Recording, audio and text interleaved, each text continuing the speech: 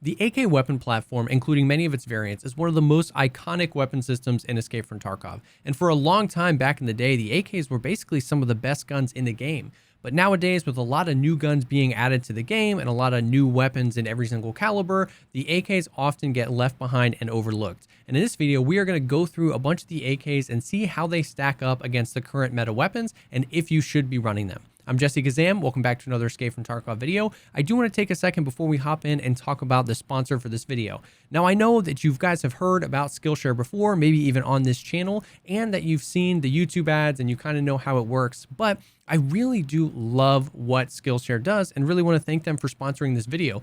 Learning, as you guys know, to me is a crucial part of who I am, and I think it should be a crucial part of who we all are. And in this crazy time, over these past few crazy years, a lot of us have found ourselves with a lot more time at home, and Skillshare beautifully bridges this gap between providing a plethora of information on almost every single subject out there, but providing that information in a structured way that helps kind of guide you towards whatever your goals are. Skillshare is an online learning community with thousands of classes where you can come together with other people, learn new skills, explore creativity, and deepen existing passions. Some of the classes that I have had the most fun taking were things like the photography class by Mango Street Labs, and even MKBHD has his own class on YouTube on how to script, shoot, and edit with MKBHD. The whole thing is curated specifically for learning, so there are no ads, they are always launching new classes, so it's all about keeping you focused on whatever you want to learn and wherever your creativity takes you. And I'm super excited to announce that the first 1,000 people that sign up using the code below can get a free trial of their premium membership, which is plenty of time to learn a lot of awesome stuff. With all that out of the way though, let's go ahead and dive right into the video. So there's a lot of information to break down here. There's a lot of AKs in the game, and I'm obviously not going to build a meta version of every single AK, take it into a raid, do a bunch of stuff. That would take a lot of time, and it would make this video unnecessarily long. So we're going to kind of use the preset system, go through each caliber of AK, pick the top 2 or 3 ones, and compare them to some of the meta guns in the game. So we'll start with the 545 AKs. These kind of reigned supreme for a long time back in the day. The 74M was kind of the go-to way back in the day, and you've got something like this. It's very recognizable as the meta AK. A lot of these parts translate to a lot of the different AK variants, as you will see. We're not going to go through every part and talk about each of the percentages or stats that they provide, but this is it. This is the build. You can kind of screenshot this if you want, but 47 vertical recoil and 56 ergo out of a gun that shoots 650 rounds per minute. Now, I definitely, for a lot of the AKs, because this applies, I definitely recommend you go check out my video on recoil and how lower fire rate weapons can make a gun feel like it has less recoil.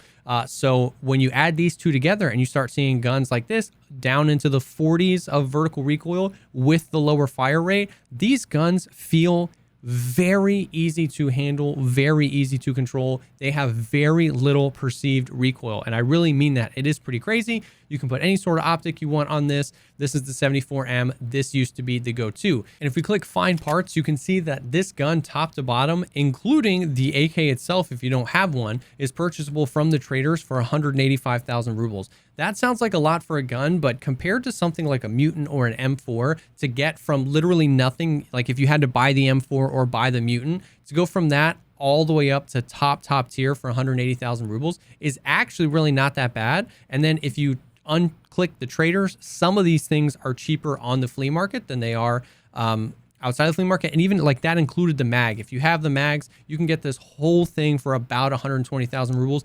That is crazy when you factor in the price. So yes, I know, like, we are going to talk about the ammo for 545 AKs here in a second, but to consider that you can get a gun with very low perceived recoil, really good stats, high ergo, or at least decent ergo, from absolutely nothing for 120,000 rubles, that is pretty mind-blowing. And this isn't even the best 545 AK. The 74N, because you can put the Jessekazam stock on, is what we would consider the meta 545 AK. This is 45 vertical recoil. Now, yes, technically what you can do here is put on the adapter and then the what is it here, the crosshair tube, and then the PRS stock, but that gets us from 45 vertical recoil to 43 vertical recoil. And on a gun that shoots 650 rounds per minute, really on any gun, that is completely negligible. The gun looks ridiculous. And it's going to be more expensive. So just slapping the Jessekazam stock on is, in my opinion, the way to go. It looks cooler and it functions pretty much the same and has higher ergo. Now, same thing here. If we click find parts, we can uncheck the magazine here because you might have magazine, uncheck owner type traders. Same thing, 129,000 rubles for a 545 AK, all the way stacked with all the accessories that you need for a gun with 45 vertical recoil. So these are really good deals. And like I said, we're going to talk about the ammo here in a second, but I think that's important to know that like these guns compared to something like an M4, compared to something like a Mutant, the cost built into these guns is really, really low. And these are really, really usable, really controllable weapons. The last one to talk about before we talk about 545 ammo is the RPK. I know it's technically not an AK, but I just figured we would kind of toss it in here. 46 vertical recoil. A lot of, you can see with the AKs, none of them are really suppressed. If you want to go for best in class stats, none of the suppressors really work. The 545 suppressors kind of suck. I wish we saw more of them. But the RPK, what's nice about this is there's not a whole lot to do to it. You buy the stock RPK, put the long barrel on if you want, and put a new stock on and whatever foregrip and optic you have, and you're basically good to go. But same thing, if we wanted to find parts, you can get these for pretty cheap as well. Uncheck this, and we're about 150K for an RPK, and it's about the same stats, so just kind of worth noting. Now, the 545 ammo is what I'm sure a lot of you guys are thinking, and what you're about to type in the comments is that 545, the consistent feeling about 545 is 545 lets me down. Of course, we've got the 3 top ammos here for the 545, BT, BS, and 7N31, which is, I guess, is PB, BS now, a Golnik. These are the rounds, and I believe that the reason that these are often considered letdowns is because of their lower damage, the lower flesh damage. Something like BT, which used to be all over the place as far as, like, you'd be able to find it everywhere. They've definitely reduced that. 37 pen, 44 damage. 37 pen means you're going to be busting through almost every face shield except for an Alton or a Wrist T or something like that. But it is going to struggle against something like Class 6 armor. I think people kind of come down on this too much. It's very usable. It's just not going to be the best. Something like BS is going to be the next thing up. 51 pen and 40 damage. 51 pen is very good. This is going to be 2 or 3 shots to basically destroy something like a Slick, a Class 6 armor, and it's going to be going through most Class 5 armor like it doesn't even exist. Once again, though, 40 damage. 40 damage is pretty low, and then it's kind of a similar story when you go up to the PBS. This is 37 flesh damage, but 62 pen. So once again, this thing basically means armor doesn't exist. But what you have to remember about pen is that if it's a high enough pen so it's going through any armor, then you're relying on that flesh damage stat to kind of kill your enemy to get through. And at 37, that means if it's going through armor and that armor is absorbing any of that damage, it's just not a whole lot of damage here. So it's one of those things where you kind of have to decide. I feel pretty proficient with 545 rounds. I just kind of stock up on them. You get a few kills in, or you can find 120 stacks of BS in raid now, 30 stacks of the Agolnik, and you can absolutely destroy some people. I personally think he gets a little bit too bad of a rap, but it is important to know that that flesh damage does seem a little bit lower compared to some other calibers. But like we said, in my opinion, when you stack the two together, if you've got a decent amount of some of these ammos, the fact that these guns are so cheap compared to something like a Mutant, compared to something like an M4, which can be hundreds of thousands of rubles for like slightly better stats, in my opinion, it seems pretty worth it to me. They're super viable weapons. We can move on to the 7.62 AKs. The AKM is kind of used to be the meta, and it's one of the most prominent ones. Very similar to the other AKs. As you can see, every single component that was meta on the other ones is meta here. The same handguard, compensator, just the 7.62 buttstock, all of that stuff. You're at 60 vertical recoil for something like this, which once again, 600 rounds per minute, definitely a beefier round. It's really not that bad. And we're at 150,000 or 128,000 for this. Same story, really cheap to get from scratch. If you don't need the gun, it's going to come in even cheaper. And these guns really are not that bad. 60 vertical recoil is really good for a 7.62 gun. The 103 is an even better story, which is just another 7.62 AK. We're down to 59 vertical recoil. Very similar. 72 ergo is really high ergo. 59 vertical recoil. and very similar. You put the PT3 on here instead of the Zukov because the AK-103 doesn't take the Zukov. All the same accessories, almost the exact same stats, and a very similar story around how much it costs. From the traders or from the flea market around the 150 to 160,000 ruble mark. And let's take a second and compare that directly to something like a mutant. So they have made some changes to the mutant. So I believe the meta suppressor for the mutant is now the Thunder Beast. You can correct me if I'm wrong, but this is going to be pretty close enough to the kind of meta mutant. 51 vertical recoil, much less ergonomics. So the vertical recoil stat difference here is like 8 vertical recoil. The AK-103 had 59 vertical recoil and the mutant has 51 vertical recoil. So we're talking about 8 points of recoil difference, much less ergo on the mutant, and the AK-103 can take 50 round mags, whereas the mutants cannot. And let's look at a price difference here. The mutant is 268,000 rubles without the suppressor. Let's check that here. 383,000 rubles to pick up everything that you need for a mutant to get the gun. And you might not need, some of these might be redundant, like the upper or the charging handle or something like that. But to get all the meta pieces for this mutant, it's 350 to 380,000 rubles. All of that for 8 less vertical recoil and about half the ergo. So I definitely don't want to get too far in the weeds here, but I think that that tells a really interesting story that people see something as the best, even if it's only 1 or 2% better than the second best, and we kind of freak out about it. The AK-103 has been this good, if not better, for years now in Escape from Tarkov. The 7.62 BP round, which we'll talk about here in a second, has been that good for years now in Escape from Tarkov. The mutant is new, and that means a lot of people like to run it, and that means that people can see it as overpowered, but you are paying over double the price of this gun for very, very, very similar stats. And this gun has been in the game for a really long time, and that ammo has been in the game for a really long time. So I think that tells a very interesting story.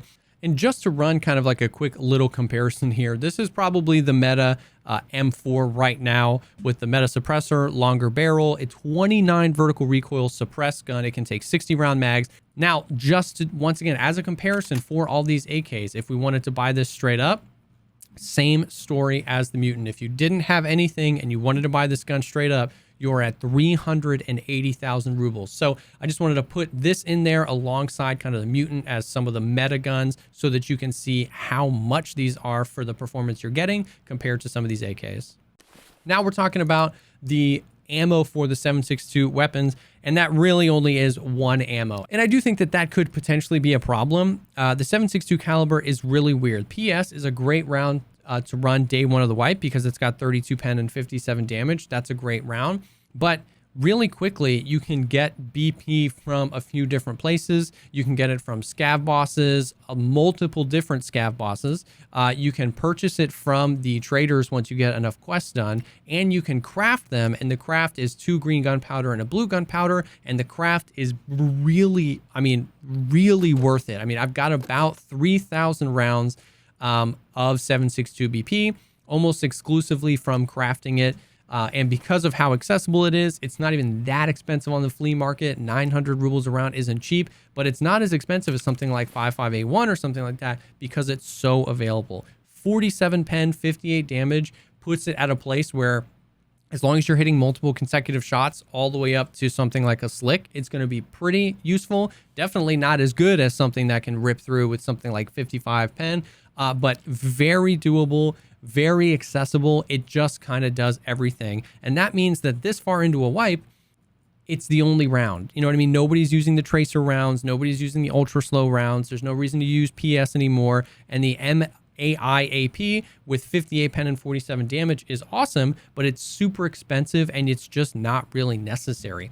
We talked before about how the 5.45 often has not necessarily enough damage. Well, coming in with the BP, once again, 47 pen, 58 damage. Some of these rounds, like the BS rounds, had 40 damage. This has 58 and only a few less pen, and it is significantly more available to craft or buy than the 5.45 rounds. So I understand the concern around the ammo, and maybe they need to make some of the other rounds better and reduce the availability of this round. I don't want to get too in the weeds on what I think is best for the game, but just throwing that out there that 7.62, this is really kind of the end all be all round. And there are a bunch of guns that can use it, not just the mutant. Now, lastly, just kind of really briefly touching on some of the 5.56 AKs. I think a lot of people don't realize these exist. These are definitely not the same in the sense that all the other AKs we've talked about so far have been significantly better value propositions than buying a mutant or than buying an M4.